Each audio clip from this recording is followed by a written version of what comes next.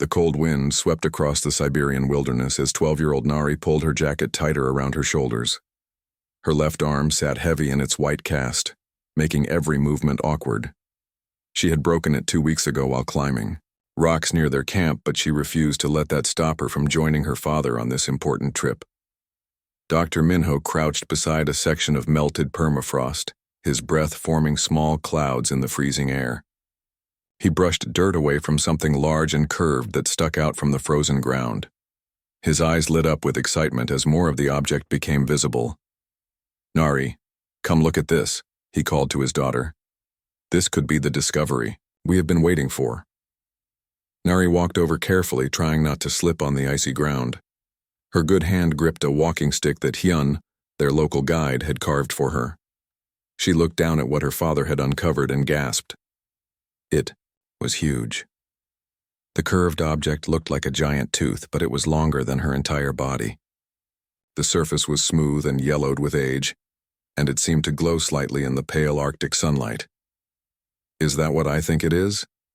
asked Jiwon, Dr. Minho's research partner. She dropped her own digging tools and came running over. "A mammoth tusk," Dr. Minho whispered. "And if this is here, then the rest of the body might be preserved nearby." The research team had been working in this remote part of Siberia for 3 weeks. Global warming had melted sections of permafrost that had been frozen for thousands of years. Inside this ancient ice, they hoped to find creatures that had lived long ago. Hyun stood up from where he had been setting up their camp stove. The weathered man had lived in these lands his whole life, and his grandfather had told him stories about giant creatures that once walked here. "My family always said the ice holds memories," he said quietly. "Maybe today we see if that is true." As the team worked to carefully expose more of the tusk, none of them noticed the small silver object moving across the sky far above them. It moved too fast to be an airplane and made no sound as it passed overhead. Inside the silver craft, Captain Vextar studied the readings on his control panel. His tall, crystal-like body reflected the blue light from his instruments. The Helian Empire had sent him to catalog this small planet in the outer rim of the galaxy. So far, it looked like just another world filled with primitive life forms. "Sir," said his science officer, "we are detecting small groups of the local inhabitants gathered in various locations on the northern continent." "How primitive are they?" Vextar asked, not looking up from his data screens. "Very basic technology. They appear to be digging in the frozen ground with simple metal tools." Vextar made a sound that might have been laughter if Helians could laugh. "Probably looking for food or basic minerals. Set us down near the largest group. We will make contact and add them to our database." The silver ship descended silently toward the research camp. Dr. Minho was the first to see it approaching. He stood up slowly, his mouth falling open as the craft settled onto the snowy ground about 50 meters away. "Everyone stay calm," he said, though his own voice shook with amazement. "I think we are about to make history." Nari moved closer to her father, her broken arm throbbing with sudden nervousness. She had dreamed of meeting aliens since she was small, but now that it was happening, she felt scared and excited at the same time. A section of the ship's hull slid open with a soft hiss. Captain Vexitar emerged first, followed by 2 other members of his crew. They were tall, much taller than any human, and their bodies seemed to be made of living crystal that shifted colors in the light. The aliens approached slowly, and Dr. Minho stepped forward to meet them. He raised his hand in what he hoped was a universal gesture of peace. "Welcome to Earth," he said clearly. "I am Dr. Minho. We come in peace." Captain Vextar activated a small device on his chest, and when he spoke, the words came out in perfect Korean. "I am Captain Vextar of the Helian Empire. We are conducting a survey of this system." The conversation that followed was awkward, but friendly. Dr. Minho tried to explain their research work, while Captain Vextar asked basic questions about human civilization. The other team members watched in amazement as their first contact with alien life unfolded before their eyes. After about an hour of talking, Dr. Minho decided to show the aliens their discovery. He led them over to the excavation site where more of the mammoth had been uncovered. The massive rib bones were now visible alongside the tusk, and the outline of the creature's body could be seen beneath the ice. "This is a mammoth," Dr. Minho explained proudly. "It lived on Earth about 15,000 years ago. The cold has preserved it perfectly." Captain Vexistar examined the bones with his scanner, then looked at the readings with confusion. He scanned again, then checked his equipment. "There must be an error," he said. "These readings suggest an animal of impossible size. No creature this large could have existed on a primitive world. But the evidence is right here," Jiwan said, pointing to the exposed skeleton. The alien captain shook his head firmly. "My instruments are calibrated to galactic standards. Your mammoth creatures are clearly myths. These crude shapes you call fossils must be primitive art, nothing more." Dr. Minho felt his face grow hot with anger, but he tried to stay polite. "Captain, with respect, we have found hundreds of these specimens. We have DNA evidence, carbon dating, complete skeletal remains." "Impossible," Vextar declared. "Our databases contain records of life from across the galaxy. No creature matching your description has ever existed anywhere. You have been deceived by your own primitive imagination." Nari watched the argument grow more heated. She could see the frustration on her father's face and the stubborn disbelief of the alien captain. Her broken arm ached, and she felt a strange pulling sensation, as if something was calling to her from deep beneath the ice. While the adults continued their debate, she quietly moved away from the group. The sensation grew stronger as she approached the edge of the excavation site. Something was down there in the frozen ground, something that seemed to recognize her presence. She knelt down carefully, balancing with her good hand, and placed her palm flat against the ice that covered the mammoth's massive form. The cold burned against her skin, but she did not pull away. Deep beneath the surface, something that had been sleeping for 15,000 years began to stir. The argument between Dr. Minho and Captain Vextar grew louder as the wind picked up across the frozen landscape. Nari could hear their voices becoming sharp and angry, but they seemed far away now. All her attention focused on the ice beneath her hand. "Your people have created an elaborate hoax," Captain Vextar was saying. "These bone shapes are clearly carved from stone. No biological creature could reach such impossible dimensions." "You are wrong," Dr. Minho replied, his patience finally breaking. "We have spent years studying these remains. The DNA evidence alone proves their existence." Jiwan pulled out her tablet and showed the aliens detailed photographs from other excavation sites. "Look, we have found mammoth remains all across Siberia. Entire family groups preserved in the ice." But Captain Vextar waved his crystal hand dismissively. "Primitive tricks. Your species has not yet developed proper scientific methods. What you call evidence, we call wishful thinking." While the adults argued, Nari pressed her palm deeper against the ice. The cold should have been painful, but instead she felt warmth spreading up her arm. Even her broken bone seemed to tingle with strange energy. She closed her eyes and listened to something that was not quite sound, but somehow reached her ears anyway. It was like a heartbeat, slow and deep, coming from far, below the surface. The rhythm matched her own pulse, as if something was trying to synchronize with her life force. "Hello," she whispered to the ice. "Are you there?" The heartbeat grew stronger. Nari felt her own breathing slow to match the ancient rhythm. Her broken arm stopped hurting for the first time in weeks. Something was definitely alive down there, something that had been waiting for a very long time. Hyun was the first to notice the change. The old guide had been watching the argument with concern, but now he saw cracks beginning to form in the ice around where Nari knelt. "Dr. Minho," he called urgently. "You need to see this." The arguing stopped as everyone turned to look. The cracks in the ice were spreading outward from Nari's hand like a spider web. But these were not random breaks. They formed patterns as if the ice was responding to some invisible force. Captain Vextar pulled out his scanner and pointed it at the girl. The device immediately began beeping rapidly, its lights flashing red and yellow. "Impossible readings," he muttered.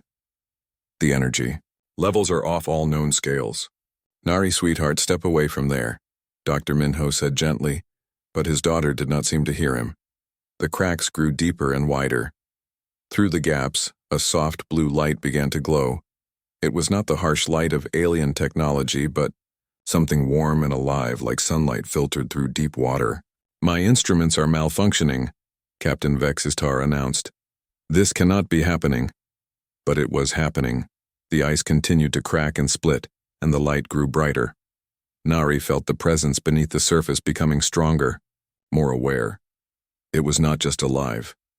It was waking up. Jiwan grabbed her camera and began recording everything. Her hands shook with excitement and fear as she watched impossible events unfold before her eyes. "The permafrost has been frozen solid for 15,000 years, she whispered. "Nothing could survive that long." "Unless it was not just surviving," Hyun said quietly. "Unless it was waiting." The ground began to tremble.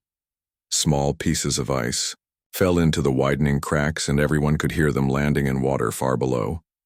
The frozen surface that had seemed solid and permanent was revealing itself to be much thinner than anyone had imagined. Captain Vextar backed away from the excavation site, his scanner now making continuous alarm sounds. "This violates every known law of biological preservation," he said. "Nothing can remain viable after such extended freezing." "Maybe your laws are wrong," Dr. Minho replied, moving closer to his daughter. "Nari, can you hear me?" She turned to look at him with eyes that seemed older than her 12 years. "Something is coming, Papa, something beautiful." The trembling in the ground increased. More cracks appeared, not just around Nari, but spreading across the entire excavation area. The massive mammoth skeleton they had been uncovering was no longer just bones in the ice. Something was moving around it, something that made the earth shake with each movement. "We need to evacuate," Captain Vexistar ordered his crew. "This planet is more unstable than our surveys indicated." But before anyone could move, the ice in the center of the excavation site suddenly collapsed inward. A hole opened up, revealing a cavern filled with that strange blue light. And from the depths came a sound that none of them had ever heard before. It was a call, deep and resonant, that seemed to travel through the ground as much as through the air. It was the voice of something ancient and powerful, something that had been dreaming in the ice for thousands of years. Nari smiled and called back, making soft sounds that were not quite human language but somehow perfectly understood by whatever was answering her. "The child is communicating with it," one of the alien crew members reported in amazement. A shape began to emerge from the glowing cavern. First came a trunk, thick as a tree branch, feeling carefully around the edges of the hole. Then came tusks, curved and magnificent, followed by a massive head covered in thick reddish-brown fur. The mammoth calf that pulled itself up from the ice was small compared to an adult, but still larger than any land animal the aliens had ever seen. Ice crystals fell from its fur like diamonds as it shook itself and looked around with intelligent brown eyes. It was completely alive. Its breath created clouds of steam in the cold air. Its trunk moved with curious grace as it explored its surroundings. And when its gaze fell on Nari, still kneeling by the hole with her hand pressed to the ice, something passed between them that was older than language. The mammoth calf took a careful step toward the girl. Its movements were gentle despite its size, as if it understood that she was small and fragile. When it reached her, it lowered its great head and touched her broken arm with the tip of its trunk. Nari felt warmth flow through her entire body. The constant ache in her broken bone faded to nothing, not because the bone was healed, but because something much deeper was being repaired. "Impossible," Captain Vexistar breathed, his arrogance finally cracking like the ice around them. "This creature should not exist. The energy readings, the preservation, the apparent intelligence, none of this fits our understanding of biological limits." The mammoth calf looked up at the tall crystal being and made a soft rumbling sound. Then it turned back to Nari and gently wrapped its trunk around her good hand. From deep beneath the ice came another call, deeper and more powerful than the first. The ground shook again, and everyone realized that this was just the beginning. Something much larger was starting to wake up. The deep call from beneath the ice grew louder and stronger. The mammoth calf raised its head and answered with its own voice, higher and younger but carrying the same ancient power. Nari felt the sound travel through her bones, connecting her to something vast and timeless. Captain Vexitar stepped backward as his scanner began showing readings that made no sense. Energy levels spiked beyond anything in his database. Biosignatures appeared that suggested creatures of impossible size and complexity living beneath the frozen ground. "Command, this is Captain Vexitar." He spoke into his communication device. "We have encountered a situation that requires immediate analysis. The primitive inhabitants of this world appear to have awakened something that should not exist." The response crackled through the cold air. "Explain, Captain." "The humans claim to have found preserved specimens of extinct megafauna. Our scans initially showed this to be impossible, but now we are observing active biological functions in creatures that have been frozen for thousands of local years." "That cannot be correct. Check your equipment." Captain Vexitar looked at his scanner again, then at the mammoth calf that was gently nuzzling Nari's good hand. "My equipment is functioning perfectly. The impossibility is what we are witnessing." The ground trembled again, more violently this time. Cracks appeared in the ice across a much wider area. Jiwan grabbed onto Dr. Minho's arm as the surface beneath. Their feet shifted and groaned. "How many more are down there?" she asked, her voice filled with wonder and fear. Hyun pointed to places where the ice was beginning to bulge upward. "My grandfather told stories of the time before the Great Freeze. He said the herds were so large they made the earth shake when they moved together."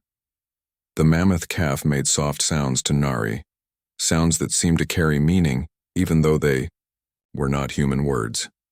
She nodded as if she understood perfectly, then turned to look at the others. "She says her family is waking up," Nari announced. "They have been sleeping in the cold, waiting for someone to call them back." "She?" Dr. Minho asked. "How do you know?" Nari touched the mammoth calf's trunk with her good hand. "She told me. Her name is Little Star because her mother said she was born under the brightest night sky ever seen." Captain Vexitar's crystalline features shifted in what might have been confusion or fear. "The child appears to be communicating with the creature through means our science cannot detect or measure." The ice erupted 20 meters away from their group. Chunks of frozen earth flew through the air as something enormous pushed its way to the surface. What emerged made the mammoth calf look tiny in comparison. The adult mammoth that rose from the ice was magnificent beyond belief. Standing over 4 meters tall at the shoulder, its tusks curved gracefully for 3 meters in each direction. Its fur was thick and dark with hints of red and gold that caught the pale sunlight. But most impressive of all were its eyes, deep brown and filled with intelligence that spoke of wisdom gathered across countless centuries. The great mammoth shook ice from its massive frame and looked around at the strange scene before it. Its gaze passed over the aliens with mild curiosity, lingered on the human adults with something like recognition, and finally settled on Nari. The child and the ancient giant regarded each other in silence. Little Star moved to stand between them, making soft sounds that seemed to be introducing them to each other. Captain Vexitar's communication device crackled to life again. "Captain, we are reading massive energy signatures from your location. What is your status?" "We are observing specimens that challenge every assumption in our biological databases," he replied. "Request immediate backup and scientific analysis team." "Backup is already en route. Maintain safe distance from any unknown life forms." But Nari was doing the opposite of maintaining distance. She walked slowly toward the giant mammoth, her broken arm hanging at her side, her good hand extended in greeting. "Nari, be careful," Dr. Minho called, but she did not seem afraid. The great mammoth lowered its massive head as she approached. Its trunk, thick as her entire body, reached out to touch her face with surprising gentleness. The contact sent visible waves of energy through both of them. Energy that Captain Vexitar's instruments detected but could not explain. "The bioresonance between the human child and these creatures is unlike anything in our records," he reported. "They appear to be sharing some form of consciousness link." More ice erupted across the excavation site. 3 more adult mammoths emerged, each one magnificent and ancient. They moved with the careful grace of beings who had learned patience across millennia. As they gathered around Nari and Little Star, their combined presence made the very air feel different, charged with power and memory. The largest of the adults, a female with tusks that curved in perfect spirals, approached last. Her steps made the ground tremble, but when she reached Nari, she moved with incredible delicacy. She lowered her great head until it nearly touched the ground before the small human girl. Her trunk reached out to gently examine Nari's broken arm, touching the white cast with the lightest possible pressure. "She is saying thank you," Nari whispered, tears running down her cheeks. "She is the mother of all the others. She says they have been waiting so long for someone to remember them, to call them back to the world." The mammoth matriarch made a sound deep in her chest, a rumbling that seemed to carry the weight of ages. Then, impossibly, she bowed her massive head even lower. It was a gesture of respect from a creature that had walked the earth when humans were barely more than shadows around campfires. An acknowledgement from ancient wisdom to the brave heart of a child who had reached across 15,000 years to touch what everyone else said was only myth. Captain Vextar watched in stunned silence as more mammoths continued to emerge from the ice. His worldview, built on the certainty of Helian superiority and the primitive nature of younger species, cracked like the frozen ground around them. "Command," he said quietly into his communicator. "I believe we need to revise our classification of this world and its inhabitants." The response was immediate and sharp. "Explain yourself, Captain." He looked at Nari, standing unafraid among giants that his science said could not exist, communicating through means his instruments could not measure, commanding respect from creatures whose intelligence his databases had never imagined. "The humans," he said slowly, "are not what we thought they were." Above them, more alien ships appeared in the sky, but the mammoths paid them no attention. Their focus remained on the small girl with the broken arm who had awakened them from their long sleep and welcomed them back to a world that had changed beyond recognition. The ancient had returned, and they had chosen their champion. The sky filled with silver ships as the Helian fleet arrived in formation above the Siberian wilderness. 12 vessels descended through the clouds, their hulls gleaming in the pale Arctic sunlight. Captain Vextar had called for backup to handle what he thought would be a simple containment situation. Instead, his superiors were about to witness something that would shake the foundations of galactic understanding.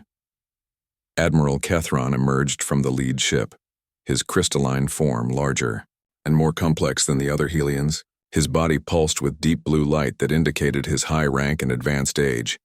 He had personally overseen the classification of over 300 worlds, and he expected this primitive planet to be routine. "Captain Vextar, report." The Admiral commanded as he approached the excavation site.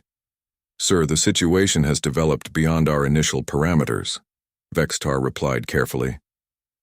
"The humans have demonstrated abilities that do not match their technological classification." Admiral Kethron looked around at the scene before him. 7 massive mammoths now stood in a protective circle around the human research team.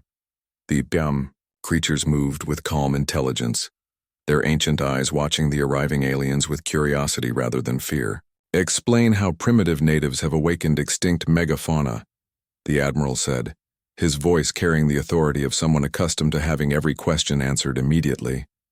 At the center of the mammoth circle, Nari sat cross-legged, on the ground with Little Star lying beside her. The mammoth calf's head rested in her lap, while she gently stroked its trunk. Her broken arm no longer seemed to cause her pain, though the white cast remained as visible proof of her human fragility. The mammoth matriarch, whom Nari had named grandmother, stood directly behind the girl like a living mountain of fur and wisdom. Her massive presence seemed to generate a field of calm that kept the other mammoths relaxed despite the growing crowd of alien observers. "The child appears to be the focal point," Captain Vextar explained. "Our instruments detect energy exchanges between her and the creatures that exceed all known biological parameters." Admiral Kethron activated his personal scanner and pointed it toward Nari. The device immediately began displaying readings that made him check it twice to ensure it was functioning correctly. "These numbers are impossible," he muttered. "The neural activity suggests consciousness bridging that our most advanced species cannot achieve." Dr. Minho stepped forward, no longer intimidated by the presence of superior alien technology. Admiral, with respect, perhaps your databases are incomplete. Impossible. The Helian Empire has catalogued intelligent life across the galaxy for over 50,000 years. We know the limits of biological consciousness. Ji-Wan held up her tablet, which was still recording everything. Then how do you explain what we are seeing here? A 12-year-old girl with a broken arm has awakened creatures that your science says cannot exist, and they are responding to her as if she were their long-lost family. Admiral Kethron studied the footage on the tablet, his crystalline features, shifting through colors that indicated deep thought and growing confusion. "Play that section again," he commanded. The video showed the moment when Grandmother had first emerged from the ice and bowed to Nari. The Admiral watched it 3 times, his scanner analyzing every detail. The creature is demonstrating recognition protocols typically associated with advanced civilizations, he said slowly. But that would suggest an intelligence level that contradicts every assumption about extinct primitive species. Hyun stepped forward, his weathered face serious. "Maybe your assumptions are wrong. My people have stories about the old times when humans and the great creatures understood each other. The ice preserved more than just their bodies. It preserved their memories, their connections, their bonds with our kind." As if responding to his words, Grandmother lifted her massive head and looked directly at Admiral Kethron. Her ancient eyes held depths of knowledge that made the alien leader uncomfortable. She made a low sound in her throat, not threatening, but somehow questioning. "She is scanning me," the Admiral said in amazement. "I can feel her consciousness probing my thoughts, my memories. How is this possible?" Nari looked up from where she sat with Little Star. "She wants to know why you think you are better than us," she said simply. "She remembers when your people first left their world to explore the stars. She was already old then, sleeping in the ice and dreaming of the time when her family would wake again." The Admiral's scanner began beeping rapidly as it detected massive neural activity from all the mammoths simultaneously. "They are communicating with each other through quantum consciousness linkage," he reported to his fleet. "The technology required for such communication is beyond most spacefaring civilizations. But they are not using technology," Dr. Minho pointed out. "This is pure biological capability. Natural evolution has given them abilities that your advanced science cannot replicate." More ice cracked across the excavation site as additional mammoths began to emerge. These were different from the first group, smaller but clearly from the same family lines. They moved with the confidence of creatures returning to a familiar home. "How many more are down there?" Admiral Kethron asked. Nari closed her eyes and placed both hands on Little Star's head, despite the awkwardness of her cast. After a moment, she smiled. "Hundreds, maybe thousands. All the families that were caught in the Great Freeze. They have been waiting together, dreaming together, keeping their memories alive until someone remembered them." The Admiral activated his fleet-wide communication system. "All ships prepare to send data burst to Galactic Command. We need immediate reclassification protocols for this world." "Sir," came the reply from his flagship, "are you requesting upgrade from primitive to developing civilization?" Admiral Kethron looked at Nari, who was now standing among the massive mammoths as if she had been born to live alongside giants. The creatures moved around her with careful grace, their ancient intelligence evident in every gesture. The bond between the human child and the supposedly extinct animals represented something his people had never encountered in 50 millennia of galactic exploration. "Negative," he replied. "Request reclassification to unique biological phenomenon. Possibly higher classification pending further study." The silence from his fleet was telling. In the history of Helian exploration, no world had ever been classified above their own civilization level. One of the newest mammoths to emerge from the ice approached Captain Vextar directly. The alien officer froze as the creature extended its trunk to gently touch his crystalline surface. For a moment, consciousness bridged species and time, allowing the Helian to experience memories that stretched back 15,000 years. He saw the world as it had been when the mammoths walked freely across vast grasslands. He felt their deep connection to the earth, to each other, and to the small bands of humans who had shared their world with respect and wonder. He understood, for the first time, what it meant to be part of something larger than individual existence. "They remember us," Captain Vextar whispered. "The humans. They remember the first meetings, the early bonds, the mutual respect between species. This connection is not new. It is ancient beyond our comprehension."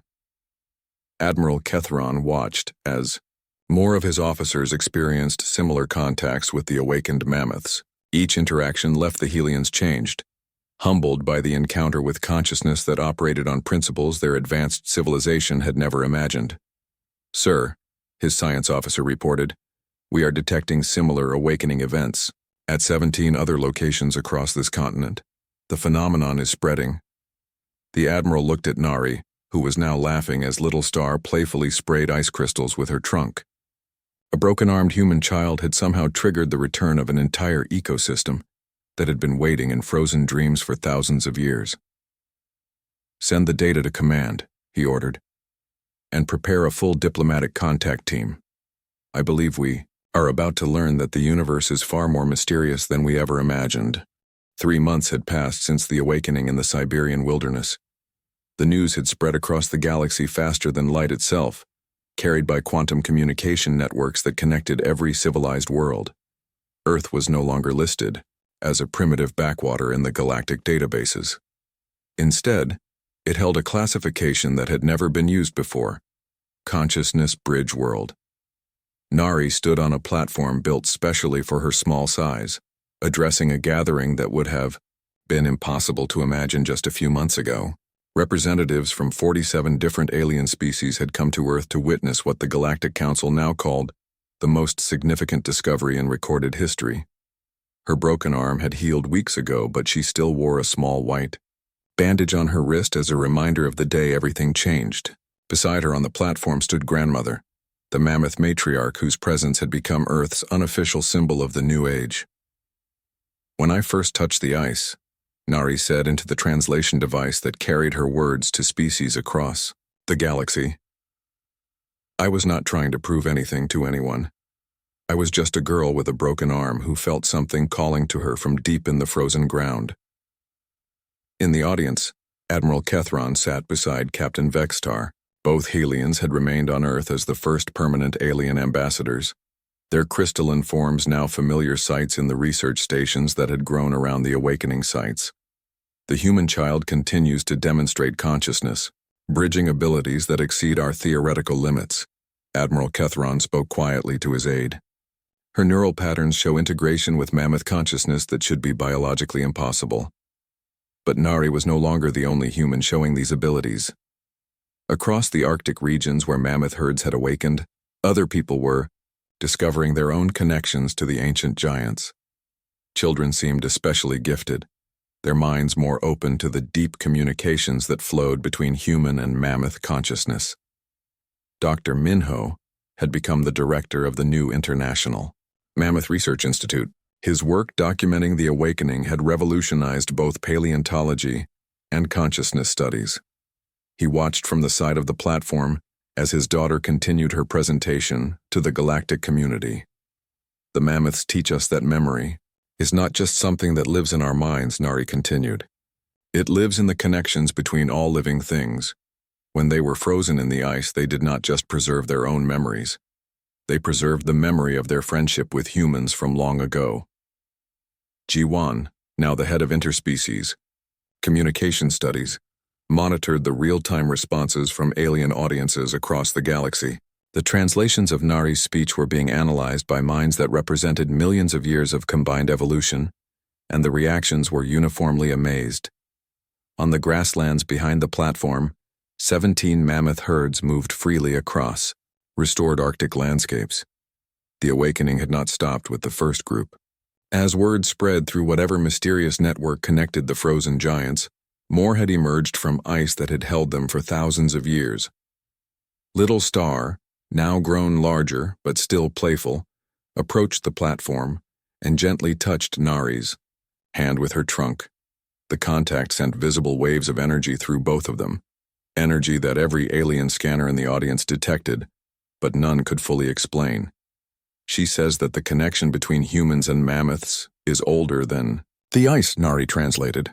It goes back to the time when the world was warm and green, when our species learned to trust each other and share the same lands. Hyun had been chosen as Earth's first indigenous wisdom advisor to the Galactic Council.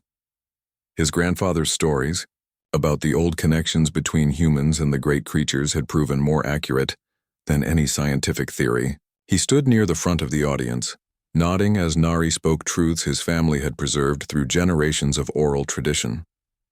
The awakening continues, Dr. Minho reported to the assembly. We now have active mammoth populations on 3 continents. But more importantly, we are beginning to understand that the consciousness bridge extends beyond just our relationship with mammoths. Recent discoveries had shown that other ice-preserved species were also responding to human contact. Saber-toothed cats, giant ground sloths, and cave bears had all shown signs of awakening in the presence of humans who approached them with the same openness that Nari had demonstrated. Captain Vexitar stood to address the assembly. His earlier arrogance had been replaced by genuine humility and wonder. 3 months ago, I declared that mammoths were myths created by primitive imagination.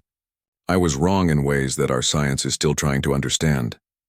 He gestured toward the herds moving across the grasslands. These creatures possess neural architectures that suggest consciousness evolution along paths completely different from our own understanding.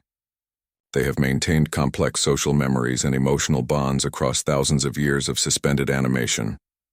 More than that, Admiral Kethron added, they have maintained their connection to humanity across the same span of time. This suggests that consciousness bridges can transcend physical death, temporal separation, and species barriers. The implications were staggering the galactic community. If consciousness could maintain connections across such vast spans of time and circumstance, it meant that intelligence itself might be far more complex and interconnected than anyone had imagined. A representative from the Vegan Star Collective, a species known for their advanced mental abilities, stood to ask a question. Young human, can you teach others to form these consciousness bridges? Nari smiled and looked out at grandmother, who responded with a gentle rumbling sound. She says that everyone already has the ability. Most people just forget to listen with their hearts, instead of their minds, as if to demonstrate. Nari closed her eyes and extended her consciousness toward the assembled aliens. For a brief moment, representatives from dozens of different species felt a warm touch in their thoughts, a glimpse of the deep connection that bound all living things together. The effect was immediate and profound. Beings who had never experienced direct consciousness contact with another species suddenly understood what Earth's humans and mammoths had rediscovered. This changes everything, whispered a representative from the Andromedan Coalition. If consciousness can bridge species, time, and even death itself, then we need to completely rethink our understanding of what intelligence means. As the formal presentations ended, Nari climbed down from the platform and walked among the mammoth herds. Alien diplomats and scientists followed at a respectful distance, watching as the small human girl moved among giants like she belonged. There. Grandmother lowered her massive head so that Nari could whisper something in her ear. The ancient matriarch listened carefully, then lifted her trunk toward the sky and made a call that echoed across the grasslands. From 17 different herds came answering calls, a symphony of voices that carried the memory of ages and the promise of futures yet to be discovered. What did you tell her? Dr. Minho asked his daughter. Nari smiled and adjusted her small white bandage. I told her thank you for waiting so long for us to remember, and I promise that we will never forget. Again, above them, alien ships filled the sky, no longer as conquerors or catalogers, but as students eager to learn from a universe that had revealed itself to be far more mysterious and wonderful than anyone had ever dared to imagine. The girl with the broken arm had shown them that some connections are stronger than time, deeper than science, and more powerful than all the technology in the galaxy. The aliens had said the mammoth was a myth. They never imagined that some myths choose to bow to those brave enough to believe in them.